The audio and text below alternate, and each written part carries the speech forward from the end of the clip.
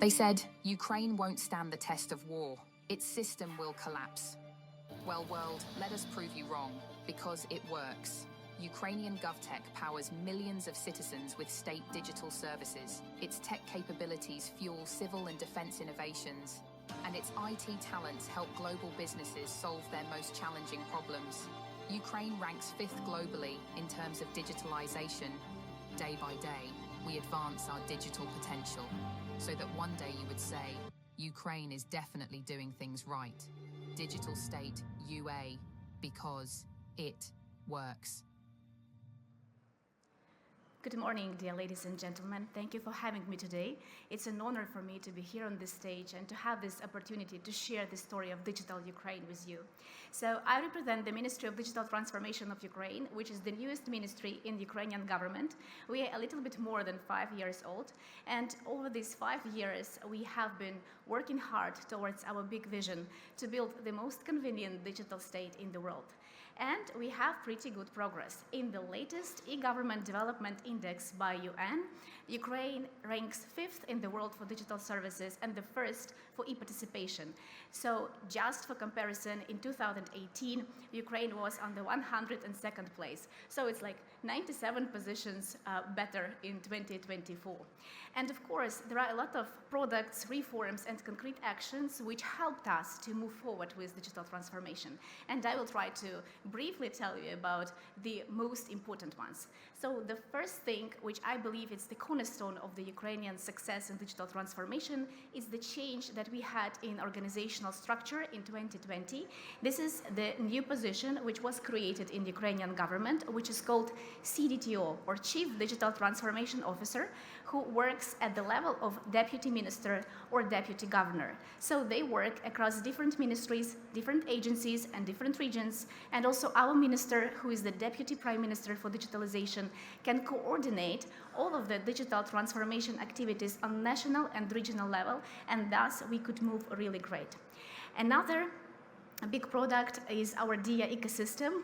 It's the ecosystem which consists of 6 different projects and which is completely changing the way how government interacts with the citizens. Our core product is our state super app DIA, which is used by 22 million users, and there are 28 digital documents available in the smartphone, more than 40 services, including digital signature. To be very honest, Ukrainians have been able to pay fines or to pay taxes through DIA even before the full-scale Russian invasion. And later, when the invasion started, we had to shift our strategy, and we have created services that we have never thought about. For example, when Russian missiles for the first time started to hit residential areas, people went to the shelters in the first time in their life, and they did not have access to news. That's why we embedded TV and radio into DIA app. Then a lot of people had to relocate from one region to another, and we have created a possibility to receive a special status of the internally displaced person. And when a citizen has this status, then he can receive the social financial assistance through DIA as well. Then, for example, e-recovery, which is the possibility to receive compensation for destroyed or damaged property because of the full-scale Russian invasion. E-Baby or E-Entrepreneur, also great revolutionary services, which unites several different services, several different applications in one application. So it helps and optimizes the time for the citizen to receive this service. Of course, this is just several services which I can talk today about because we don't have a lot of time today, but also I would like to pay attention to one more revolutionary service which we launched last year, which is online marriage. So it's a full online marriage procedure starting from a proposal via State Super App, video call, where you could actually come and sign with your digital signature the documents and receive the certificate of marriage. This service was featured last year as one of the Times Best Inventions of the Year. And here's interesting fact. You see the statistics and the proportion between the proposals and actually married couples. So there are much more proposals actually, because this is the way how we are trying to build the communication between government and citizens. It should be fun, it should be human, but at the same time, it should be very, very useful. You know, in Ukraine, a lot of men are on the battlefield, our soldiers, a lot of our women are abroad. So this is one of the very, very useful services, but also you can always find a way to make it a little bit more entertaining. For example, on the St. Valentine's Day this year, we have launched a certificate of non-merit. So when you go for a date, you can ask for the certificate of non-merit. And that was also a great service, which was supported a lot by our citizens in social media as well. When we are talking about DIA ecosystem, of course, we still have the State Portal of Public Services, and why I say still, because you can again see the statistics. 22 million users of the app and 5.6 million users of the portal, right? So figures tell everything. We see that in the next few years, the world is going to mobile only, so state super apps will be more and more important to have. So here are just several cases from our DIA ecosystem. We have one of the fastest business registrations in the world. Ukraine is also the first country in the world where digital passports are totally equivalent to paper or plastic ones. And we keep working on creating more useful services for our citizens. We are very happy and lucky to have an opportunity to learn from the best, from the United Kingdom, from our colleagues from Estonia. And that's why we're also very proud that for these past 5 years, we also have gained some experience, and it might be useful for other countries as well. So we are now ready to share our experience with DIA with other countries. We have a good pilot, which we have done with Estonia in 2023, which received 85% of success rate. We have conducted several discovery phases in different countries that helped to understand the digital infrastructure and whether the state super app could be suitable for these governments. If we are building the most convenient digital state in the world, we need people to have at least basic digital literacy, and that's why we really pay a lot of attention to it. We have DIA Education, which is a national edutainment platform for reskilling and digital literacy, where you can find series in micro-learning format, in edutainment format, personalized learning trajectories, interactive simulators. Just in a month, we are launching the Byte Learning section, as well as AI Assistant and AI Navigator, to even help improve the level of education and engagement of citizens to this particular topic. DIA Engine, it is a low-code open source platform that helps to create state registries. It's an open source solution. Right now, it is used across Ukrainian ministries and agencies, but there is also an interest from other countries regarding this solution, and we are ready to share our experience as well. DIA Business, a great project for the development of small and medium enterprises with a focus on helping SMEs to increase the level of their digital maturity, learn more about, not just about fundamental and very important things like, business plans, communication, marketing, sales, but also how to use AI to be more productive, about cloud technologies, cybersecurity, and others. So this project has two components. It's the one-stop shop for future and existing entrepreneurs, where they can find anything they need to start or to grow the business in Ukraine. And it's also the network of offline hubs, centers of support for entrepreneurs, where SMEs can come, can talk, can find new partnerships, investors, and generally, get some new ideas and get inspired. DIA City is the best tax regime for IT companies in Europe. We launched it 2 weeks prior to the full-scale Russian invasion. Today, we are very proud that we have more than 106,000 residents, including Ukrainian and international companies. We are doing a lot of digital transformation, and also there is a joke in Ukraine that the Ministry of Digital Transformation is the best anti-corruption state institution, because we are digitizing everything, and you can't digitize the corruption, the bureaucracy, and that's why we are conducting all the time, I would say annually, the research which helps us to understand the economic and anti-corruption effect of digitalization. So this research is usually focused on those services which are already working. That's why with every year the figures are different, because with every year we are digitizing more and more services, more and more industries. In order to make sure that digital transformation in Ukraine will be sustainable, of course, we need great professionals.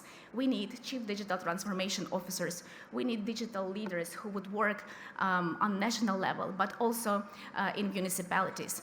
And that's why we have created a project which is called CDTO Campus. It's an educational project where we prepare specifically digital leaders for public sector. So people who already work in the government, they can come and learn, as well as people from private sector who would like or who consider working in the government as well. We also pay a lot of attention to promote Ukrainian IT industry, and that's why just recently we have launched a marketplace which helps to tell more about Ukrainian IT companies. Where is Ukrainian code? It's in Ireland, and in Norway, and up in the sky between Stockholm and Berlin. It's in the clouds, it's on the ground, it's in the worlds we explore, it's in a friend's call, it's in your secrets. It's in many cars, from big ones to cars that look like little bug ones. It helps people treat people, looks good, delivers big, and empowers the journey ahead. Ukrainian code is everywhere, and in Ukraine, of course, among other places. Our best tech companies are on Code UA, Ukrainian tech marketplace. So we really pay a lot of attention and to supporting Ukrainian IT industries, and Code UA is one of the projects which helps with that. Another great solution is our Valeriya app, which is the governmental educational app, which is now piloting in 40 schools in Ukraine, and we plan to scale it since starting from the next academic year. So the main idea is that we need to revolutionize the educational system and to make it more efficient for all of the stakeholders, for scholars, for teachers, for parents. So this is an app which will be based on AI with personalized learning trajectories, personalized content, helping teachers to optimize their time for checking the homework, giving parents additional notifications and suggestions on how to help grow your kid professionally. So we are really working on this solution, and I believe that maybe next year or even till the end of this year, we will share some great results with you.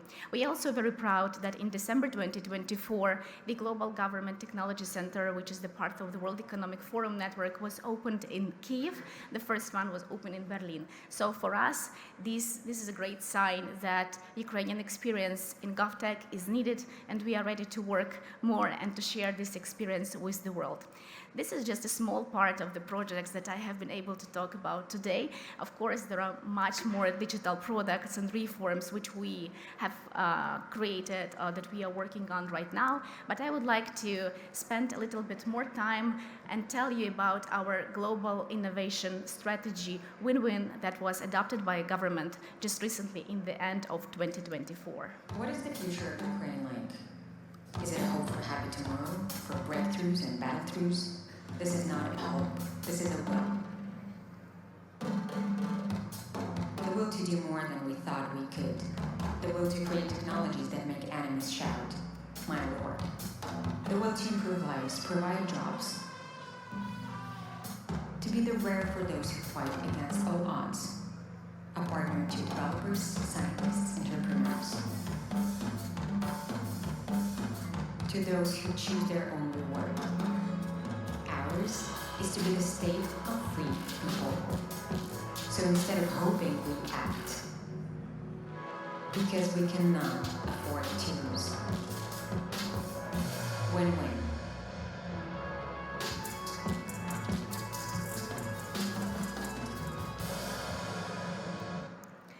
So for us, we believe that this innovation strategy could really help, and that only innovation can help Ukraine to make the next economic leap. That's why we believe that technology and innovation should become our new national idea. So in December 2023, we have presented the vision for innovation strategy. In February 24, the public discussion finalized, and in the end of 2024, the strategy was finally confirmed by the government. So we spent around 9 months to confirm the innovation strategy. And for us, it is really important because we understand that that we need to take action right now with innovation. It is very important to say that we have a very concrete vision when we are talking about the innovation. We want Ukraine to be the most convenient digital state in the world, but at the same time, the most convenient state for tech businesses. And that's why we have to pay a lot of attention to deregulation and to creation the best conditions for the businesses. That's why one of our main accents is basically to work to open markets for Ukrainian innovative businesses, but also for foreign partners to come and to work in Ukraine and with Ukraine.